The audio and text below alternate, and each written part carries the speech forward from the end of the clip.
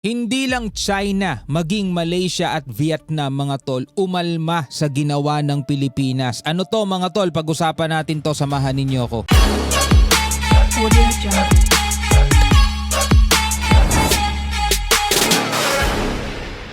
Alright, magandang araw sa inyong lahat. Welcome ulit sa ating bagong video, reaction, review, commentary, opinion, criticism at kung ano-ano pa. Kung bago ka pa lamang dito sa ating YouTube channel, syempre huwag mong kalimutan mag-subscribe. Click mo na rin ang notification bell para ma-notify ka pag may mga bago tayong reaction video tulad nito. Pinag-uusapan po natin yung mga maiinit na balita sa loob at labas ng ating bansa, partikular sa usaping West Philippine Sea mga tol.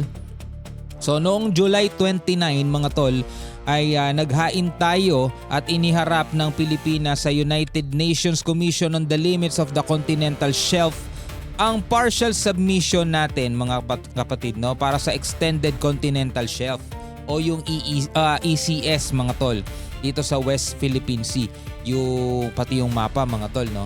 Pero yan ay inalmahan mga kapatid ng Malaysia, Vietnam at ng China. Bakit? Para malaman natin ang buong detalye, samahan ninyo ako mga tol, panoorin natin tong report mula rito sa Net25. Noong nagdaang ika-29 ng Hulyo ay formal na ipinisinta ng Pilipinas sa United Nations Commission on the Limits of the Continental Shelf ang partial submission ng bansa para pagkalooban ito ng isang Extended Continental Shelf o ECS sa West Philippine Sea. Sa nasabing ECS, ipinapakita nito ang West Palawan Region. Sa gitna ng presentasyon, hiniling ng Pilipinas sa komisyon na ikonsidera ang mga ginawang pasya ng mga tribunals para sa ilalim ng 1982 United Nations Convention on the Law of the Sea o UNCLOS, maging ang 2016 South China Sea Arbitral Award. So yun ang ginawa ng ating bansa mga tol, no. Formal tayong nag-submit, no, sa United Nations Commission on the Limits of the Continental Shelf, no, yung partial submission natin para magkaroon tayo ng Extended Continental Shelf, yung ECS, o para maging legal o para kilalanin man yan mga tol. Ngunit, ano bang isang continental shelf?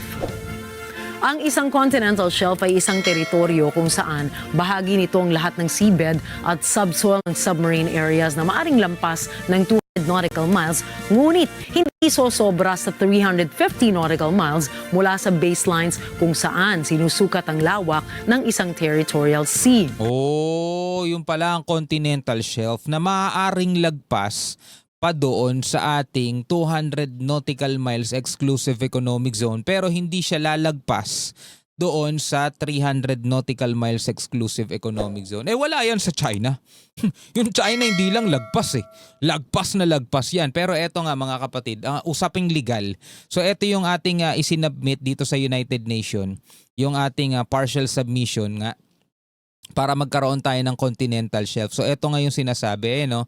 Territorial sea, 12 nautical miles, juridical continental shelf, 200 nautical miles, extended continental shelf, 350 nautical miles. Ito na ang pangalawang beses na nagsumite ang Pilipinas ng ECS entitlement sa UN. Ang una ay noong Abril taong 2009 kung saan iprinisinta nito ang partial submission sa Philippine Rise na kinalaunan ay pinagtibay naman taong 2012. Nice. Nagresulta ito sa karagdagang 135,506 square kilometers ng seabed area sa Pilipinas. Pero isang magandang balita ba ito sa Pilipinas? Kaugnay ng pinakuling partial submission ng Pilipinas sa UN body, umalma ang China, Malaysia at Vietnam sa naging hakbang na ito. Kapwa naghain ng tatlong bansa ng diplomatic protest sa UN para sa overlapping claims. Sa bahagi ng Malaysia, Hindi ng China. Dito sa Malaysia, sa Vietnam, maiintindihan ko pa eh. Kasi magkadikit nga naman talaga itong Malaysia at saka itong Pilipinas. Almost talaga, pwede mo nga languyin niyo kung titignan mo eh. No, nagkakaroon ng overlapping mga kapatid dito sa Malaysia, sa Vietnam, pero ang tindi ng China, no? May tiga sila ng muka para magreklamo eh, no? muling naungkat ang tungkol sa hilagang bahagi ng Borneo o kilala rin sa tawag na Sabah. Batay po sa submission ng Pilipinas, sinasabi nitong konektado ang seabed geology ng Palawan at ng North Borneo. Akusasyon ngayon ng Malaysia, hindi pa rin umano inaalis ng Pilipinas ang soberanya nito sa Sabah na taliwas sa napagkasunduan sa 1963 Manila Accord. Habang ang Beijing naman ay umalma dahil sa pagsakop ng ECS ng Pilipinas sa Nanhai Zhudao na bahagi ng soberanya naman ng China.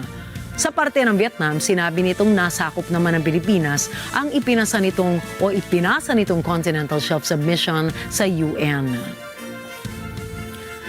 Kabila ng di pagsang-ayon, nanindigan ng Department of Foreign Affairs o DFA ng isinumiting ECS ng Pilipinas ay walang halong pagkiling sa hinaharap na mga negosasyon.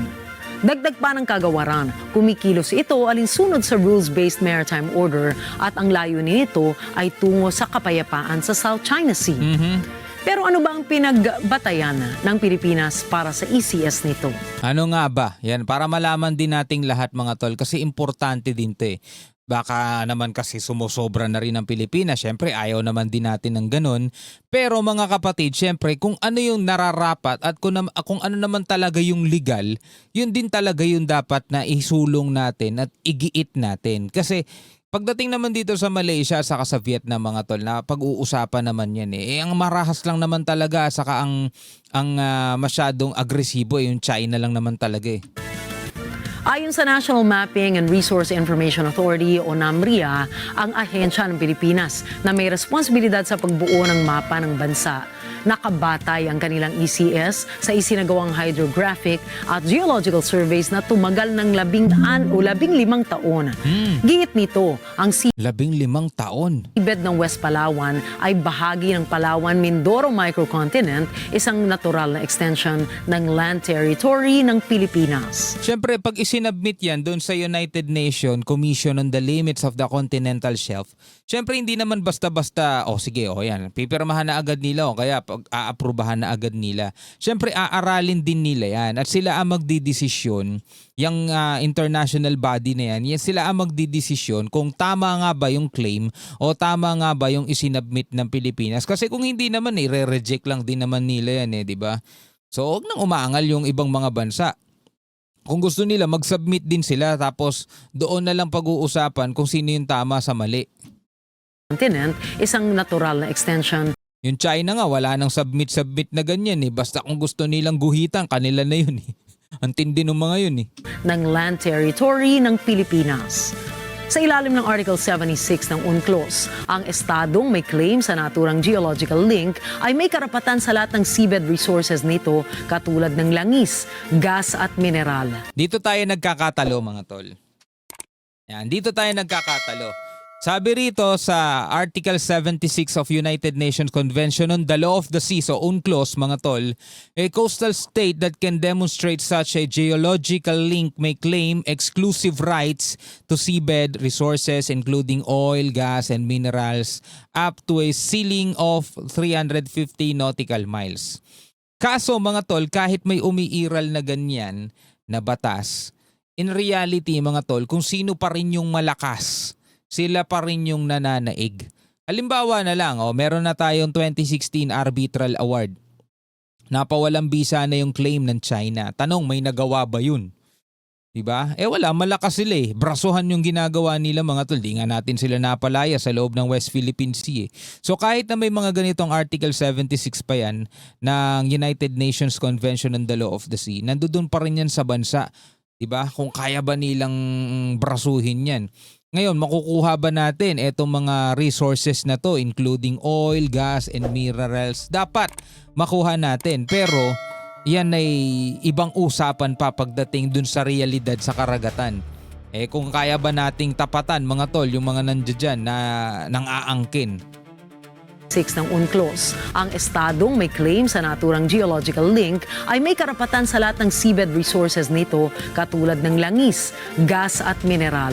Ngunit limitado lamang ang sakop nito, hindi dapat lumampas sa 350 nautical miles ang layo nito mula sa coastal baseline ng isang bansa. Sa inisyal na filing ng Pilipinas, sakop nito ang halos 470 nautical miles mula Hilaga hanggang Timog. Ngunit agad na binawi ito at ginawang 350 nautical miles para hindi sumapaw sa claims naman ng Vietnam at Malaysia. Buti no, buti may ano yung Pilipinas. Umabot na pala sa 400 plus. Binawi lang natin at hanggang 350 lang tayo. Kahit may sari-sariling claims ang mga iba't ibang bansa sa South China Sea, nanatiling neutral ang posisyon ng Manila sa issue. Nandigan pa rin kasi ito sa pananaw ng kasalukuyang administrasyon na a friend to all, an enemy to none. Agawa ng teritoryo, agawa ng likas na yaman. Ito ang lumulutang ngayon sa isyung ito. At kung totoong makakakuha nga ng yaman ng Pilipinas mula sa pagpapalawak ng teritoryo nito sa karagatan, sana para sa pakinabang ito ng sambayan ng Pilipino. Tama! At hindi mapunta na naman sa mga bulsa ng mga kurakot na politiko. Tama. Isa rin yan mga tol sa problema natin. O sige, sabihin na nga natin mga tol, irespeto ng ibang bansa. For example, panigan tayo, for example, nitong United Nations Commission on the Limits of the Continental Shelf. For example, mga tol, panigan tayo. O sige, Pilipinas, sa inyo yan. Tapos irespeto yan, for example, ng Vietnam, Malaysia. O sige, sa Pilipinas yan. Huwag natin silang pakialaman. Ganon din ng China, for example. O sige, sa Pilipinas yan, huwag natin pakialaman. Ang tanong mga tol, para sa sambayan ng Pilipino nga ba o baka mapunta lang din ulit sa bulsa ng mga kurakot? No? Dalawang nakaharap natin puwersa ng ibang bansa na may interest din doon. Siyempre, hindi nila basta-basta bibitawan yun. Mga tol, yaman yun May interest din sila doon Isa yan mga tol sa laban natin. At pag nakuha naman natin, for example, nanalo tayo, isa pang laban natin, mapupunta nga ba yan sa mamamayan o sa sambayanan o sa bulsa lang ng iilan? Ang hirap ng lagay natin no? Anyway, bilang mga Pilipino, ano ang inyong masasabi tungkol dyan? Comment na lamang kayo sa ibaba.